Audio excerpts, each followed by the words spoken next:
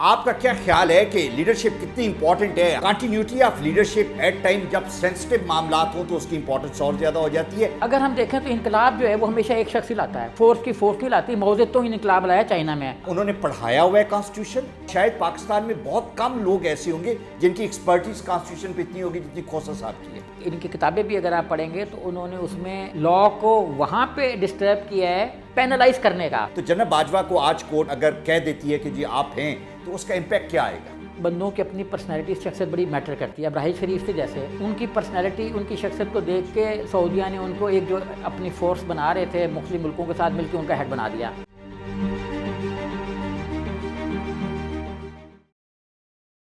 General Bajwa extension case جو ہے اس میں چیف جسٹس کھوسا نے یہ کہا کہ انڈیویجولز امپورٹنٹ نہیں ہوتے، ادارے امپورٹنٹ ہوتے ہیں. اگر انڈیویجولز پہ آپ ڈیپینڈ کرنا شروع کر دیں تو شاید ادارے فلرش نہ کر سکیں. لیکن لیڈرشپ رول بڑا امپورٹنٹ ہوتا ہے. ہم نے ماضی میں یہ دیکھا کہ بے شمار اداروں نے، بے شمار ممالک نے، بے شمار انسٹیٹیوشن نے ڈیفرنٹ طریقے کے ریزلٹس دیے جب ان کا ایک شخص، ان کا لیڈر جو ہے وہ چینج ہوا. ہمارے سامنے آرمی کی اپنی مثالیں موجود ہیں کہ ضیاء الحق کا کانسیپٹ ڈیفرنٹ تھا، مشرف صاحب آل ٹوگیدر ڈیفرنٹ تھے، لیکن آرمی تو وہی تھی، دونوں کی اپروچ ڈیفرنٹ تھی. یہ رول فارمولا ہم بے شمار ڈیفرنٹ آرگنائزیشنز پہ اپلائی کر سکتے ہیں، لیکن یہ پورا فینومینن بڑا زبردست ہے. اس میں ڈیٹیل میں بات کرنے کی ضرورت ہے. اور میرے ساتھ موجود ہیں سہیب مرغوب صاحب. سہیب بھائی thank you very much. Welcome. آپ کا کیا خیال ہے کہ لیڈرشپ کتنی امپورٹنٹ ہے؟ ہم یہاں پہ یہ دیکھتے ہیں کہ بے شمار ادارے جو بہت زبردست کام کر رہے ہوتے ہیں، ان کے اندر جو لوگ ہیں ان کی ایکسپرٹیز بھی وہی ہوتی ہیں. اسی طرح کی ایک شخص جب چینج ہوتا ہے تو وہ آسمان سے گر کے زمین پہ آ جاتا ہے. لیڈرشپ بہت امپورٹنٹ ہے. Continuity of leadership at time جب سینسٹیو معاملات ہوں تو اس کی امپورٹنس اور زیادہ ہو جاتی ہے. آپ کا کیا خیال ہے؟ لیڈر اگر امریکہ میں ٹرمپ ہے تو کچھ اور اس کی سائیکی ہے، اور ہر طرف ایک کیاس اور پتہ نہیں کیا کیا نظر آ رہا ہے. لیڈر اگر یہاں پہ جیسا آپ نے بھی کہا کہ آرمی میں مشرف تھا تو مشرف صاحب تھے، تو انہوں نے ساری جو لائننگ ہے وہ چینج کر دی، اور ایک ہم جس کو ماڈریشن کا لفظ تھا وہ ایجاد ہو گیا. اور جب جنرل ضیاء صاحب تھے، ضیاء الحق کے ساتھ اگر ہم کمپیریزن کر لیں تو آسانی رہے گی. جب جنرل ضیاء الحق صاحب تھے تو اس وقت ایک ہم جس کو کہتے ہیں کہ اینٹی ماڈریشن، یا مطلب ایک تھیولوجسٹ کے طور پہ بھی ان کو جانتے ہیں، لیکن انہوں نے جو اسلامائزیشن کا پروسیس شروع کیا وہ ریورس ہونا شروع ہو گیا بعد کے برسوں میں، چاہے وہ جمہوریت ہی کیوں نہ ہو. اچھا اگر ہم دیکھیں تو انقلاب جو ہے وہ ہمیشہ ایک شخص ہی لاتا ہے، وہ کوئی پوری فورس نہیں لاتی. ماؤ زے تونگ انقلاب لایا چائنا میں، اور اس کے ساتھ دوسرا آدمی تھا چوین لائی، باقی تو سارے پیچھے ہی چلے ہیں نا.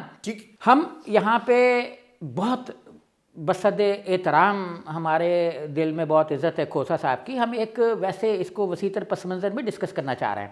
ہمارا مقصد جو ہے وہ یہ بالکل بھی نہیں ہے کہ ہم کسی کیس کے حوالے سے کچھ کرنا چاہ رہے ہیں. لیکن اگر ہم اس کی دیکھیں، سکندر اعظم تھا، سکندر اعظم دوبارہ پیدا نہیں ہوا. ٹھیک ہے. چنگیز خان تھا، بدنام ہے دنیا بھر میں، لیکن دوبارہ پیدا نہیں ہوا. ہلاکو ہوا شاید، لیکن یہ بعد میں پھر وہ بھی نہیں ہوا. ابھی آپ دیکھیں کہ انڈیا میں کانگریس اور بی جے پی میں ایک شخص کا فرق ہے، وہ ہے نریندر مودی. نریندر مودی کا فرق ہے. بی جے پی پہلے بھی تھی، پہلے بھی تھی پالیسی بھی، اور وہی لوگ ہیں مور لیس. ایک شخص نے جو ہے اس کے پورے ڈائنامکس جو ہیں وہ چینج کر دیے. ڈائنامکس سارے، مطلب پوری یہی نہیں کہ وہ اپنے ریجن میں اثر انداز ہو گیا، اس نے پوری ورلڈ میں سارے ایک ادھم مچا کے رکھ دیا. شیخ صاحب، میں آپ کی بات کو آگے بڑھاتے ہوئے اب کیا خیال ہے کہ وہ ایک شخص ایک نہیں ہوتا، وہ اپنی مرضی کے لوگ جو اس کی فلسفی، آئیڈیالوجی جس کو وہ کیری کرتا ہے، اس سے ریلیٹڈ لوگ پک کرتا ہے جو اس کی ٹیم کا حصہ ہوتے ہیں، اور اس کو وہ امپلیمنٹ کرواتے ہیں. سو بیسیکلی ایک شخص نہیں ہوتا. جب ایک شخص کو چینج کرتے ہیں تو ایک نئے شخص کی آئیڈیالوجی اور اس کی پوری ٹیم اس کے ارد گرد وہ اس ٹیم کو سلیکٹ کرتا ہے. ہاں یہ بھی ہے، لیکن یہ کہ لوگ پھر اس کو پرسیپشن کو اڈاپٹ بھی کر لیتے ہیں. ٹھیک دیکھیں نا، جب جنرل صاحب ضیاء صاحب آئے تو انہوں نے ایک خاص پرسیپشن کے ساتھ کام کیا، اور ان کو ویسے لوگ مل بھی گئے اور ہو بھی جاتے ہیں. اور لوگوں کے اندر جو چھپے ہوئے جذبات ہوتے ہیں، ہر قسم کے جذبات انسان کے اندر ہوتے ہیں نا، انفارمیشن ہر قسم کی ہوتی ہے. ایک خاص چیز ہائی لائٹ ہو جاتی ہے خاص پیریڈ میں، جیسے مشرف صاحب کے پیریڈ میں ماڈریشن ہائی لائٹ ہو گئی. افتخار چوہدری صاحب چیف جسٹس آف پاکستان کے ان کے دور میں سوو موٹو ہائی لائٹ ہو گیا. اچھا ثاقب نثار صاحب آئے تو انہوں نے سوو موٹو کے ساتھ ساتھ نا विजिटिंग भी हाईलाइट कर सर, दिया आप जुडिशरी कि की मैं बड़ी जबरदस्त- हॉस्पिटल में जा रहा हूँ। बड़ी जबरदस्त आपने एग्जांपल दी कि हमारे अंदर हम जुडिशरी, जस्टिस खोसा ने ये इनिशिएटिव तो लिया, लेकिन हम जुडिशरी को अगर देखें तो एक ही जुडिशरी जिसके मोर और लेस वही जजेस थे, एक लीडर तब्दील होने से उसका इंपैक्ट, बास का हम ये कहते हैं कि जी ये जुडिशरी का डार्क तरीन, तारीख तरीन दौर है। फर्क क्या है कि एक लीडर ऊपर जो है वो डिफरेंट है। तो you are so right about that. देखिए जस्टिस थे जिन्होंने मार्शल लॉ को दुरुस्त करार दिया अपना नुसरत भुट्टो केस में, वो थे अनवारुल हक साहब। जी जी, वो जस्टिस तो नहीं थे, मतलब ब्यूरोक्रेसी के, बेसिकली तो ब्यूरोक्रेसी के थे, वहाँ से वो फिर हम कह सकते हैं कि इन्फिल्ट्रेट कर गए या जो भी हो गया। तो उन्होंने नज़रिया ज़रूरत ईजाद के, जो दुनिया में कहीं होता है, ये तो नहीं है कि नज़रिया ज़रूरत होता नहीं है, कहीं ना कहीं होता है ऐसी हरकतों के लिए, उसकी बेस पे उन्होंने मार्शल लॉ को जायज़ करार दे दिया। अच्छा, उसके बाद इफ्तिखार चौधरी साहब आए, उन्होंने पिछले बास केसेस मनसूख कर दिए, फैसले डिसीजन ही कलअदम करार दे दिए कि आइन के मुताबिक नहीं है, लिहाजा ये आइंदा इनके रेफरेंसेस भी बैन कर दिए, जिनमें इकबाल टिक्का केस भी था। अब जुडिशरी वही है, लेकिन एक आदमी बदल गया। पहले जस्टिस मुनीर साहब थे, बिल्कुल अगर हम शुरू से जाएं तो उनका नाम है ग्रामी भी चलता है। अच्छा, उसके बाद आए जस्टिस अनवारुल हक साहब। अब हम देखें कि नसीम हसन शाह साहब थे, उन्होंने नवाज शरीफ के मार्शल लॉ को दुरुस्त करार दे दिया। हाँ। अच्छा, फिर यही कोर्ट थी जिसने बेनज़ीर भुट्टो नवाज शरीफ की असम्बली की बरतरफी को, लेकिन यही कोर्ट थी जिसने बेनज़ीर की असम्बली की बरतरफी को नाजायज़ करार दे दिया। अच्छा, लेकिन बहाल नहीं किया कि प्रोसेस में तारिक रहीम केस में अगर हम देखें ना, ख्वाजा तारिक रहीम केस जो था, उसमें कोर्ट ने कहा कि असम्बली की बरतरफी गलत थी, लेकिन चूंकि एक डेमोक्रेटिक प्रोसेस शुरू हो चुका जो रिवर्स नहीं किया जा सकता, तो लिहाजा प्रोसेस के साथ चलो, ठीक हो गया। लेकिन अच्छा, हम अगर देखें तो बेनज़ीर के बारे में ऐसे केसेस भी थे जो इसमें असेंबली बिल्कुल ही फारिग कर दी थी। राइट, दो ठीक है। दफा तो अच्छा टूटी है। सर, मुझे अगर हम जनरल बाजवा के हवाले से बात करें, और जो गवर्नमेंट ने ये कहा कि जी इंटरनेशनल मामलात इस तरह के, आपकी केमिस्ट्री और बॉन्डिंग होती है जिसमें टाइमिंग बड़ी इंपॉर्टेंट है। एक नया लीडर आके 4, 5, 6 महीने ले, जहाँ पे उसका जो अमेरिकन जो उस वक्त की जो हाई कमान है उससे आपकी एक अच्छी केमिस्ट्री डेवलप करने के लिए, सऊदी अरेबिया में, चाइना में एक शख्स है जिसके हर जगह पे डायरेक्ट कांटेक्ट और एक रेपो और केमिस्ट्री मौजूद है। जहां पे हालात नाजुक हों उसकी कंटिन्यूटी बहुत इंपॉर्टेंट हो जाती है। देखें, ये जो एक तस्वुर है ना कि इदारा बहस मजमूई काम करते हैं, बिल्कुल सही है, लेकिन ये भी एक आइडिया बिल्कुल सही है कि इंसान जो है वो किसी चीज़ के मुताबिक जब अपने आप को ढाल लेता है ना, तो वो उसका किंग भी बन जाता है। ठीक है। अब अमेरिका में क्या है, हम मिसाल देते हैं कि अमेरिका में जनरल रिटायर हुआ दोबारा नहीं आया। अमेरिका में कोई गया तो वोटों ने दिया 2 दफ़ा के बाद कोई आदमी सदर नहीं बन सकता, 2 टर्म्स के बाद, तीसरी दफ़ा कितनी पॉपुलर क्यों ना, उसको गैप देना पड़ेगा। लेकिन होता क्या है, अमेरिकी पॉलिटिक्स में हिलरी क्लिंटन के इस वक्त इन नहीं है, कि इस वक्त ट्रंप इन नहीं है, बड़े बड़े थिंक टैंक्स बन जाते हैं जो पॉलिसियों को डिफाइन करते हैं और डिज़ाइन करते हैं या रीडिज़ाइन करते हैं। राइट। आप देखिए कि इस वक्त अमेरिका में जितनी भी साबकीन हैं, हेनरी किसिंजर को देख लें, इतना बड़ा थिंक टैंक बना के बैठे हुए हैं और उनकी पॉलिसियाँ भी मतलब असरअंदाज हो रही है अमेरिकन पॉलिटिक्स पे।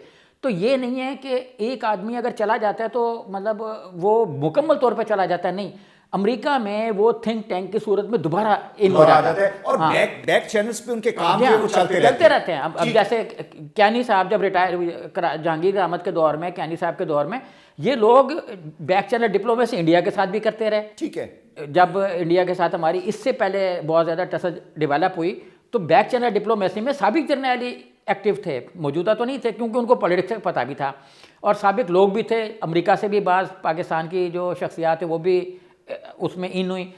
तो ये नहीं है कि जो आदमी किसी ओहदे से अलग हो गया तो मुकम्मल तौर पे अलग हो गया, पाकिस्तान में होता है ऐसा। ठीक है। इसलिए हमें तसलसल को कायम रखने के लिए उनको बाज़ औक़ात देना पड़ती हैं या देना बेहतर रहता है, मुल्क के मुफाद में होता है। सर मुझे ये बताएं कि जो इदारों की परफॉर्मेंस है, जो हमारे यहाँ पे ब्यूरोक्रेसी, उसमें आप देखें कि एक शख्स जो है वो सेक्रेटरी हो, वो किसी डिपार्टमेंट का हेड हो, वो चेंज हो जाता है तो उससे पूरे डिपार्टमेंट की आउटलुक चेंज हो जाती है। हम यहाँ पे भी देखें, देखते हैं। एक सेक्रेटरी थे समी सईद साहब, हाँ, एक आदमी की एक्साइज एंड टैक्सेशन में करप्शन इंतहा पे थी जब उन्होंने बतौर सेक्रेटरी एक्साइज चार्ज संभाला। एक आदमी की फ़ाइल बेच दी, ट्रांसफ़र भी हो गई, बंदा कहीं ना आया ना गया, उसने किसी को बस दी और अच्छी खासी बस कीमती थी। ठीक। तो मैं मिला उनको, मैंने कहा सर ये एक फ़ाइल गुम हो गई है और बस जो है वो ट्रांसफ़र भी हो गई है, वो मिला भी नहीं बंदा किसी को, उसने तो चलाने के लिए ड्राइवर को दी हुई थी, किसी को दी हुई थी। उन्होंने ऊपर लिखा पुट अप फाइल। मैं वापस आ गया, मैंने कहा यार पुट अप फाइल, باہر آ کے میں نے بندے کو بتایا, میں نے کہا تمہاری فائل تو پٹ اپ ہونے والی ہے. تو ایکسائز میں ایک آفیسر کہتا ہے وہ پٹ اپ فائل تو 40 سال سے پاکستان میں چل رہا ہے, کون سی پٹ اپ فائل ہے, تو یہ تو بیکار کام ہے. میں پھر واپس گیا سیکرٹری صاحب کے پاس, میں کہا سر یہ جو پٹ اپ فائل لکھا ہے اس کی جگہ کوئی اور بھی ریمارکس دے دیں. انہوں نے جس کو کہتے ہیں نا لفظوں کی طاقت کے ساتھ کہا کہ محکمے کو پتہ ہے کہ پٹ اپ فائل کا کیا مطلب ہے. ٹھیک ہے, اور پٹ اپ فائل کا مطلب ہے پٹ اپ فائل, یعنی پیش کرو. ہر صورت میں چاہے کہیں بھی ہے, کسی قبرستان میں فائل نکالو, اور فائل پٹ اپ ہو گئی. ٹھیک ہے. اچھا بعض آفیسر ایسے ہوتے ہیں وہ لکھتے ہیں پٹ اپ فائل اینڈ فلانا فلانا فلانا, 2000 جملے لکھتے تھے, فائل وہیں کی وہیں رہتی, ہلتی نہیں ہے. دیکھیے چیف سیکرٹری جب چینج ہوتے ہیں تو کیوں ہوتے ہیں؟ اس لیے کہ وہ جو کہہ رہے ہوتے ہیں وہ مین نہیں کر رہے ہوتے, ان کا ہوتا ہے لکھ دو بس, چلا ریکمینڈیڈ اینڈ فارورڈیڈ روٹین میں چل رہا ہوتا ہے, اس کے نیچے کوئی 2 نمبر قسم کے ریمارک چل رہے ہوتے ہیں. تو بیوروکریسی کا اور ان کا سسٹم جو ہے وہ ایک شخص کے آنے اور ایک شخص کے جانے سے بری طرح متاثر ہوتا ہے. اس لیے کہ اگر ہم دیکھیں کہ ہمارے ہیرارکی میں چیف سیکرٹریز کون کون آئے ہیں, ٹھیک ہے, اور آئی جیز کون کون آئے ہیں, تو ہمیں پتہ لگے گا کہ مثلا ہم مثال دیتے ہیں ذوالفقار چیمہ صاحب کی, وہ پرو ایکٹیو اور ایٹ دی اسپاٹ جسٹس کے بھی قائل تھے. ہاں ٹھیک ہے. اور وہ لاہور میں جب ایس پی سٹی بنے تو مرغا اسکینڈل بڑا مشہور تھا, انہوں نے مرغا بنا دیا کہ جی ٹیچروں نے جو ہے نا وہ نقل کروائی ہے, ٹیچروں کا کیا کام ہے نقل کروانا, ٹھیک. پولیس نے مرغا بنا دیا. انہوں نے کہا جسٹس تو ہوتا رہے گا جب تک ہوگا, تو جسٹس ڈیلیڈ اور آگے ڈینائی ہو جاتا ہے تو ہم فوری طور پہ کر دیتے ہیں.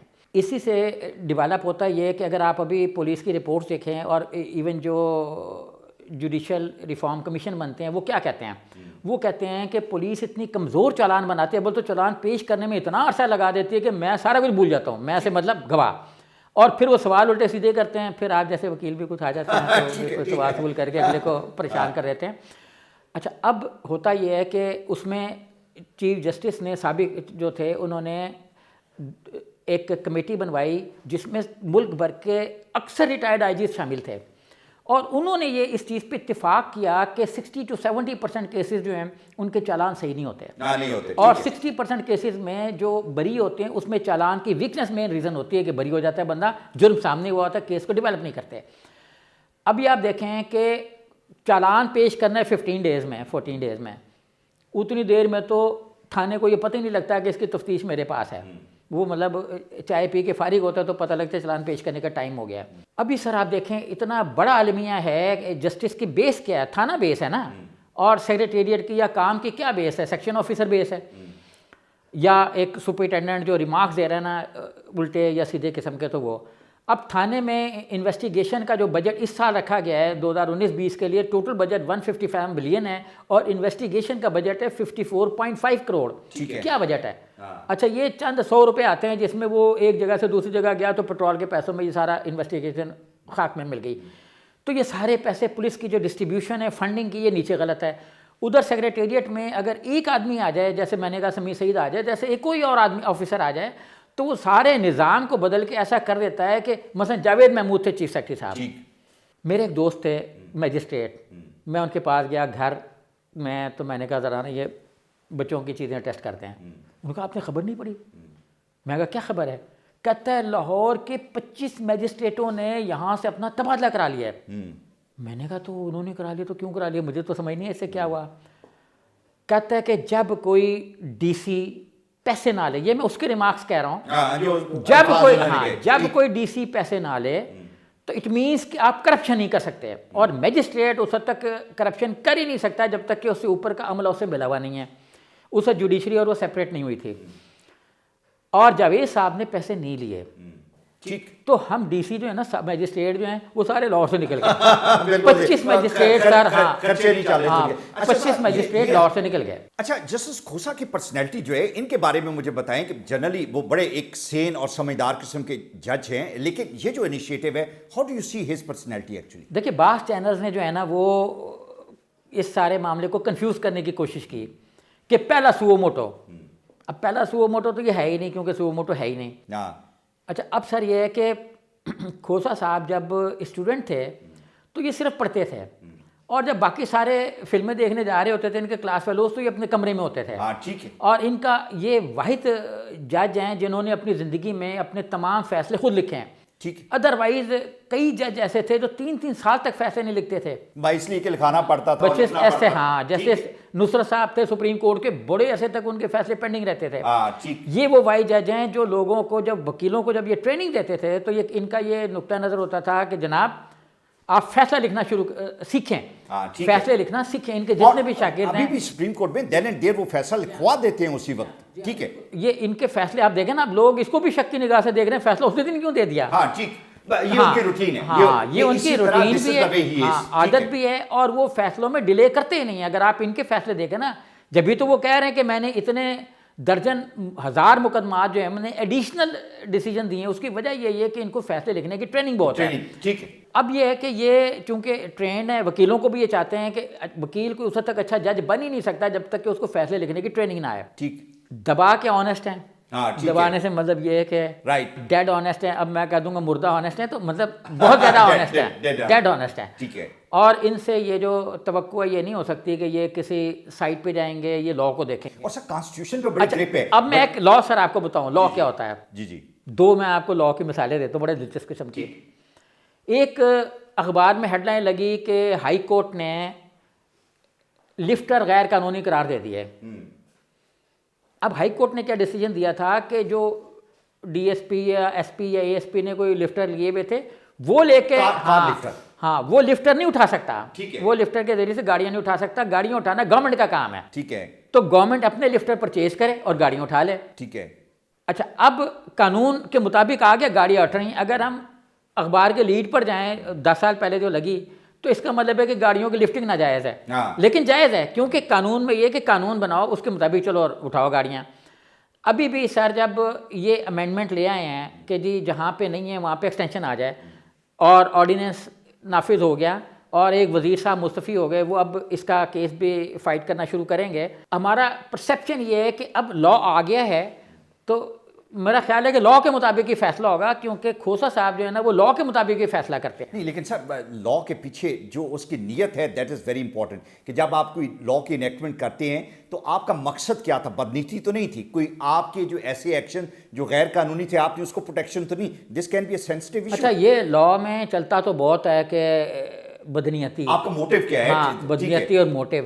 اب یہ اللہ تعالیٰ نے کہا ہے کہ اعمالوں کا دارالمدار نیتوں پر ہے, اور نیتیں میں جانتا ہوں. نظر آ رہے ہیں ایک دن میں جب کریں گے نیتیں میں جانتا ہوں. اچھا, کھوسا صاحب کے بارے میں جنرلی پرسیپشن یہ ہے کہ کرمنل سائڈ پہ ان کا بہت ان کی ایکسپرٹیز ہیں, ساری عمر انہوں نے پریکٹس کی. لیکن سر بہت کم لوگوں کو یہ پتہ ہے کہ جو ہمارا کانسٹیٹیوشن ہے اس پہ کھوسا صاحب کی گرپ بہت زیادہ ہے. لائک میں اس کی ایگزامپل یہ دوں گا کہ لائک غلام اسحاق خان جب صدر تھے تو ایک ایسی کمنٹری تھی جو کہ کانسٹیٹیوشن پہ کھوسا صاحب نے لکھی ہوئی تھی, ان کے آفس میں ہر وقت موجود ہوتی تھی, اور انہوں نے کھوسا صاحب کو خود بتایا کہ آپ کی لکھی ہوئی کمنٹری جو ہے اس کو میں کنسلٹ کر دوں. کانسٹیٹیوشن پہ انہوں نے پڑھایا ہوا ہے, کانسٹیٹیوشن پہ کتابیں لکھی ہوئی ہیں, اور شاید پاکستان میں بہت کم لوگ ایسے ہوں گے جن کی ایکسپرٹیز کانسٹیٹیوشن پہ اتنی ہوگی جتنی کھوسا صاحب کی ہے. جی ہاں بالکل, کھوسا صاحب جو ہیں وہ یہی نہیں ہے, بلکہ جو ایون ان کی کتابیں بھی اگر آپ پڑھیں گے تو انہوں نے اس میں لا کو وہاں پہ ڈسٹرب کیا ہے جہاں لا کسی کے ہاتھ میں ٹول بن جائے اس کو پینلائز کرنے کا. ٹھیک ہے, جیسے پولیس کے لیے کوئی قانون بن گیا تو پولیس اس کو اس سے میسو پیمانے پر جو ہے وہ جبر کا ماحول قائم کر دے. ایک بات کر رہا ہوں میں, یہ انہوں نے ایک اپنے لا میں ایک لا کو اڑایا ہے. یہ لا کو یا ضابطوں کو وہاں پہ اڑاتے ہیں جہاں وہ قانون کسی کے ہاتھ میں کھلونا بن جائے اور جبر کا ایک ہتھیار بن جائے, وہ قانون ہی اڑا سکتے ہیں.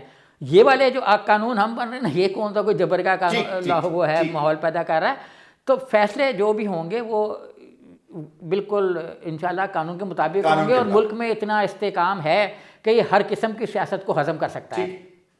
یہ ہم نے یہ بھی دیکھا کہ ہمارے یہاں پہ جو لیڈرشپ ہے کہ ایک شخص جب کسی خاص ٹرنیور کے لیے آتا ہے اس سے پہلے بھی میڈیوکریسی ہے اور اس کے جانے کے بعد پھر میڈیوکریسی ہے. اس کا جو درمیان کا ٹائم جو ہے جس میں وہ ہوتا ہے اس میں اس کے ڈپارٹمنٹ بہت اوپر چل جاتے ہیں. ہمارے یہاں پہ بڑی زبردست مثالیں, کامران اشاری کی مثال ہم دیتے ہیں کہ انہوں نے پی ایچ اے کو بہت اوپر لے گئے, سلمان صدیق تھے ٹورزم کو بہت اوپر لے گئے. تو لیڈرشپ کی کنٹینیوٹی جو ہے at time by the end of the day, تو ہمیں لوگوں کی ویلفیئر چاہیے نا, ان سے ہمیں پاکستان کی بہتری چاہیے. اگر کوئی ایک بندہ اس کی موجودگی سے بہتری آ سکتی ہے تو ایسا بھی کوئی ظلم والی بات نہیں ہے. میں سر آپ کو ایک دلچسپ بات بتاؤں جاوید محمود صاحب کی، پھر ہم اس طرف آئیں گے آگے تک.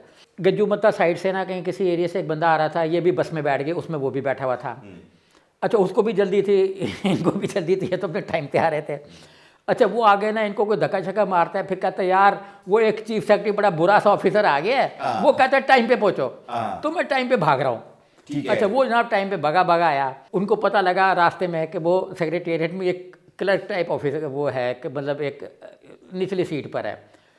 تو سی ایس صاحب اس کے کمرے میں گئے، انہوں نے اس کو اپریشیٹ کیا جو وہ اول فول بکتا رہا تھا سی ایس کے خلاف، وہ تو ایک طرف ہے، ٹھیک ہے. وہ اس کے کمرے میں گئے کہ آپ ٹائم کو اوبے کر رہے ہیں.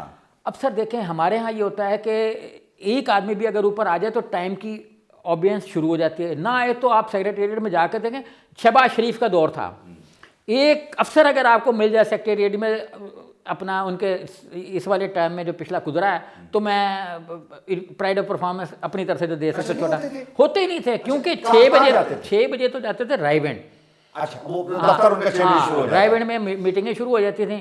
آپ کسی بھی سیکریٹری کو دیکھ لیں، اٹھا کے دیکھ لیں. میں نے ملنا تھا وہ جو بعد میں سیکٹری اسمبلی لگ گئے تھے ان کو، شہباز شریف کے ٹائم میں ویسے انہوں نے نیندریں آرام مطلب نہیں سر نہیں، لوگوں کی صحت کو بڑا انہوں نے افیکٹ کروایا. ٹھیک ہے. صحت کو جب ان کی ہائی کورٹ نے ان کی گورنمنٹ کو سپریم کورٹ نے سسپینڈ کیا نا نواز شریف ان کی جو الیکشن میں، سب سے زیادہ جو خوش عملہ ہوا وہ ڈرائیور تھا. ہاں ٹھیک ہے. آفیسر نے تو گاڑی میں سونا ہے، لوگ بیمار ہو گئے، لوگوں کے سائیکولوجیکل پرابلم ہو گئے، فیملی لائف افیکٹ ہونا شروع ہوگی. ادھر سے صبح 6 بجے بلا لیتے تھے، ادھر سے رات 12-1 بجے تک کام کرواتے تھے. افسر نے تو گاڑی میں سونا ہوتا ہے نا. اب ایک ڈرائیور تھا وہ کہ پرویز الہی کے ساتھ رہا، تو وہ کہتا ہے چوہی صاحب نے مجھے کہا کہ دیکھ تیرے ساتھ تو میں بھی ٹریول ہی کر رہا ہوں نا. وہ کہتا ہے میں نے دل میں کہا کہ تو پیچھے سوتا رہا ہے تو میں چلاتا تو میں رہا ہوں. ٹھیک ہے. تو جب کوئی بندہ جو ہے نا آفیسر اس طرح سے ہو نا، تو سارے جو ہے نا وہاں چلے جاتے ہیں. اب کوئی آ جائے وہ کہ جی 8 بجے آپ نے بیٹھنا ہے، 8 کا مطلب 8. تو میں نے ایسے دن بھی دیکھے جب مجھے بعض سیکٹر نے کہا آپ 8 بجے صبح آ جاؤ. اٹھتے کتنے بجے ہو؟ میں نے کہا 6 بجے. انہوں نے کہا اچھا پھر 8 بجے آ جائیں، ہم بیٹھے ہوں گے. اب اگر آپ جا کے دیکھیں تو کوئی ملے گی نہیں آپ کو، کوئی سیٹ پہ نہیں ملے گا، پریشان حال ملے گا. سر ایک فائنل چیز جو میں پوچھنا چاہتا ہوں کہ جب ہم جو انسٹیٹیوشنز ہیں، ادارے ہیں، ان کے جب لیڈرشپ سلیکٹ کرتے ہیں تو کیا ہم اس چیز کا خیال رکھتے ہیں کہ ان کے اندر وہ ٹیلنٹ اور ابیلٹی اور قابلیت ہے کہ وہ اس ادارے کی کارکردگی کو بہتر کریں گے یا کنٹینیو کریں گے، یا ہم برائے نام seniority doesn't mean they have that talent and ability. ہر بندہ سینئر تو ہو سکتا ہے لیکن ہر بندہ بریلینٹ لیڈر نہیں ہو سکتا. پبلک سروس کمیشن میں وہ آدمی بڑا ذہین سمجھا جاتا ہے جو نیک ٹائی پہ بہت اچھا آرٹیکل لکھ لے. اب آپ مجھے بتائیں کہ نیک ٹائی ہمارے سیکریٹریٹ میں جو ہے وہ پبلک کے مسائل کہاں حل کرے گی بیچاری؟ میں نے بھی لگائی ہوئی ہے، تو یہ کوئی میرا مسئلہ تھوڑی حل کر رہی ہے، تو چپکی ہوئی ہے یہاں پہ. ٹھیک ہے. ہمارا جو پبلک سروس کمیشن کا سسٹم ہے وہ ہمارے اس پیٹرن پہ نہیں ہے جس میں کسی آفیسر کو یہ سمجھ آئے. دیکھیں اس میں یہ چیز دیکھتے نہیں ہیں پبلک سروس کمیشن کہ یہ ہمارے قوم کے مسائل حل کر سکتا ہے کہ نہیں کر سکتا. امریکہ میں یہ نہیں ہوتا، وہ تو سلیکشن میں آفیسرس کی بھی ساتھ سلیکشنز کر دیتے ہیں کہ چلو بھائی بندے بتائیں کہ یہ تیرا کام بہتر طور پہ کر لے گا اور یہ فلاں M N A M B کے ساتھ ٹھیک ہے، مطلب ایون اے زیریں یا اپر ہاؤس کے ساتھ ٹھیک ہے، اس کے ساتھ چل جائے گا. ہمارے ہاں یہ ہے کہ جب ہم بھرتیاں کرتے ہیں تو ہم دیکھتے ہیں کہ جی پبلک سروس کمیشن نے کہہ دیا ہے یا پبلک سروس کو کیا باڑ میں 8000 پنڈی کے بھرتی ہو گئے ریلوے میں. پنجاب اسمبلی میں جب بھرتیاں بھی شروع ہوئی تو پتہ لگا جی سارے گجرات کے میرٹ پہ آ گئے ہیں. ہمارا میرٹ جو ہے نا وہ علاقہ وائز ہے کیونکہ ہم اپنی برادرانہ سوچ سے نکلے نہیں ہیں.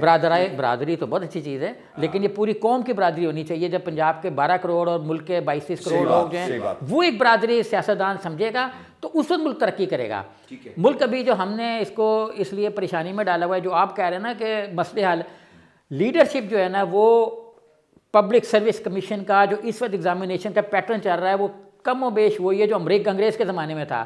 یعنی ہم وہ لوگ اوپر لا رہے ہیں جو ملک پہ حاکمیت قائم کرنا چاہتے ہیں، ملک کے مسائل حل کرنے میں دلچسپی نہیں ہے. اچھا جناب باجوہ، اگر آج کے فیصلے کے بعد وہ رہ گئے ہیں تو اس سے کیا امپیکٹ آئے گا؟ مطلب کنٹینیوٹی کی بات کر رہے ہیں، ایریا کی جو سینسٹیوٹی ہے اس کی بات کی جا رہی ہے، تو جناب باجوہ کو آج کورٹ نے اگر کہہ دیتی ہے کہ جی آپ ہیں تو اس کا امپیکٹ کیا آئے گا؟ بندوں کی اپنی پرسنالٹی شخصیت بڑی میٹر کرتی ہے. اب راحیل شریف تھے جیسے، وہ انہوں نے بھی سعودی عرب کے ساتھ کوئی روز ملاقاتیں تھوڑی کی ہوں گی.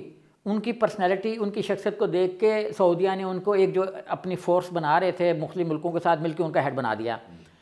اسی طریقے سے ان کا بھی چائنا کے ساتھ، امریکہ کے ساتھ، اور مڈل ایسٹ کے ساتھ ہاں ٹاپ لیڈرشپ کے ساتھ اچھی کیمسٹری ہے, کیمسٹری ہے, ایک تو comfort وہ level ہے. انہوں نے ڈیولپ کرنے میں کامیاب ہو گئے. اب یہ وقت ایسا نہیں ہے کہ ہم ڈیولپمنٹ کے پروسیس سے گزرے ہیں. ہاں ٹھیک ہے, ہم 6 مہینے نیا چیف آ کے 6 مہینے ضائع کر دے کہ وہ ایل او آئی بجائے اس کے کہ ہم کوئی را ہینڈ رکھ کے, نہیں میں یہ نہیں کہہ رہا کہ ہمارے کور کمانڈر جو ہیں وہ, میں اب یہ اپنے اور آپ کے بارے میں بات کر رہا ہوں جی جی کہ میرے جیسا آپ کسی عہدے پہ رکھ لیں گے یا یہاں رکھ لیں گے تو وہ پہلے سیکھنے میں 6 مہینے گزار دے گا. ٹھیک ہے ٹھیک ہے. جو آرمی میں ہے وہ کم و بیش تھوڑا سا ڈفرینس ہوتا ہے, لیکن ڈفرینس آتا ہے آؤٹر لک کا, کہ ہمیں اس وقت جو ہے نا مثلا انڈیا نے 4 ملکوں نے آپس میں اتحاد قائم کیا کہ ہم چاروں سیکیورٹی کونسل کے مزید ممبر بن جاتے ہیں, انڈیا, برازیل اور جرمنی اور جاپان. اچھا یہ چاروں ملک, تینوں ملک جو ہیں وہ انڈیا کے ساتھ سیٹ ہیں. ٹھیک ہے. ہمارے ساتھ جو ہیں وہ ان میں سے ایک آدھا ملک جو ہے وہ آرمی چیف کے ساتھ بھی سیٹ ہوگا. ہاں ٹھیک. اب اگر ہم کور کمانڈر جتنے بھی ہیں اور آرمی چیف میں, ان میں ایک فرق ہوتا ہے کہ آرمی چیف کا انٹرنیشنل آؤٹ لک وہ ڈیولپ ہو جاتا ہے. کور کمانڈر کا شاید کسی چائنا کے صدر کے ساتھ اس طرح کا ایکسپوجر نہ ہو, امریکہ کی اس وقت ہمیں ایکسپوجر کی ضرورت ہے. میں یہ نہیں کہہ رہا کہ مطلب وہ کیپیبل نہیں ہے, وہ بھی سارے کیپیبل ہو سکتے ہیں, لیکن وہ جو ٹائم ہے وہ کروشل ہے کہ شاید ان کا اس طرح کا. اس میں ہم ایک لفظ استعمال کرتے ہیں نا, فرسٹ امنگ ایکولز, تو یہ فرسٹ امنگ ایکولز ہیں. ٹھیک ہے sir, thank you very much for your time. ہم نے آج یہ بات, یہ بڑی امپورٹنٹ ڈبیٹ ہے جو ہر جگہ پہ ہو رہی ہے, اور سپریم کورٹ کا یہ انیشیٹو تھا, لیکن کلیئرٹی کے لیے بڑا ضروری ہے کہ ایٹ ٹائم لیڈرشپ کا رول کیا ہوتا ہے. ہم یہ سمجھتے ہیں کہ سینیورٹی لیڈرشپ کی کنٹینیوٹی ہے. لیڈرشپ کا مطلب ایٹ ٹائمز ڈلیور کرنا ہوتا ہے. حالات, واقعات, ملک کی ترقی از مور امپورٹنٹ امپیریٹو, اور ماضی میں بعض اوقات لیڈرشپ کی چینج کے ساتھ پوری کی پوری ممالک کی انسٹیٹیوشنز کی آؤٹ لک جو ہے وہ چینج ہوگی. شاید حالات اس طرح کے ہیں کہ یہاں پہ ایک کنٹینیوٹی کی ضرورت ہے, اور یہ بات ہم نے آپ تک پہنچانے کی کوشش کی کہ اس کی بیک گراؤنڈ کیا ہوتی ہے, ڈائنامکس کیا ہوتی ہیں, اور کس طریقے سے ایک اچھی لیڈرشپ کو ہم آگے لے کے چل سکتے ہیں. Thank you very much.